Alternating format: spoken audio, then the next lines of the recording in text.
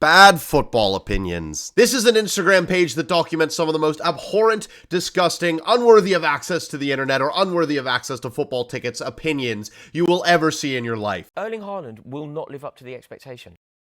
Can he still handle the level? No, he's on his last legs. I'd never thought of him as a star. He looks good, but I don't think he's a very good defender. He was only strong in the air. How quickly do people seem to forget 2018-19? He won PFA Player of the Year as a center back. It was one of the best defensive seasons we've seen from anybody in the 21st century. I know the injury in 2020-21 may have taken a bit out of him, but he was still rock solid the next season. They almost won the quadruple. He was still the main man at the back. I never thought of him as a star, as an utterly delusional statement. I think that line of thought comes from him never playing in an international tournament until this past winter, and then being at Celtic and Southampton until he was about 25. But he was so clearly the best center back in the world in 2019 and 2020. I think Newcastle will win the league this year, Stuart Pearce said 10 weeks ago. Quite ironic they used the picture of Sandro Tonali on this. I assume this was right after they beat Aston Villa 5-1. And Tonali put in a masterclass. Don't think we're going to be seeing him again this season, though. No thanks, absolutely not. No top club in Europe should go near this guy in regards to Neymar. I feel like very few people remember just how good Neymar was at the beginning of last season before the World Cup. I watched several PSG games, and I literally remember Neymar was contributing to goals every game and pulling out ridiculous skills. I can kind of understand what he's saying in terms of injury and wages, and there'd be next to no resale value, considering he's 31 now, and he did just pick up a nasty injury.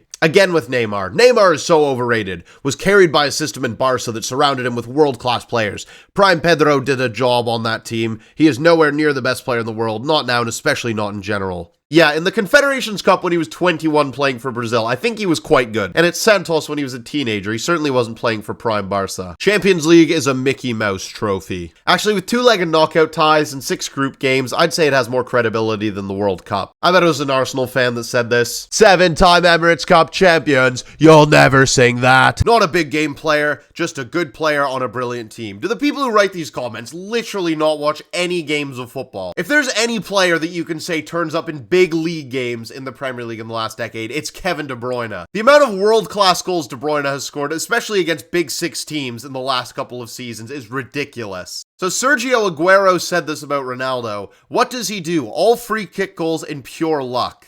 To think that somebody who's achieved as much and is as well respected as Aguero would say something so stupid, there's got to be some kind of like personal hatred there. I don't know if it's because like Real Madrid knocked out City in 2016 in the Champions League, or if it's like a Portugal-Argentina, like him and Messi are best buddies kind of thing. So it's safe to say unless Ronaldo ran over Aguero's cat in the driveway or took a dump on his front lawn, he's just a bit unnecessarily salty. City has a weak defense and unscary attack now. This happens every season. Man City start a little bit slow. Some of the other teams think they might have hope. Trust me, as an Arsenal fan, I know this from last year. Then they go on these ridiculous runs of winning about 14 games in a row with 10 clean sheets and 67 goals scored. And then people say Pep's the best manager of all time and it's the best team in the Premier League era. Rinse and repeat. Even as a United fan, I gotta say he's probably the most overrated goalkeeper in Prem history. Not even top 20. Truth hurts. Are we forgetting what Prime De Gea did at the Emirates in 2017? I prefer to kill him. This Manchester City team is the best team of all time. A classic second half of the season narrative that I was just talking about a minute ago. In terms of English teams, they're certainly up there, but you do have to respect Prime Barca, Prime AC Milan, Prime Real Madrid, and even Prime Real Madrid back in the 50s. Most of the posts on bad football opinions strike me as kids looking for interactions or looking to just wind people up. So I've gone over to Reddit, and the first thread we're going to look at is from 10 years ago.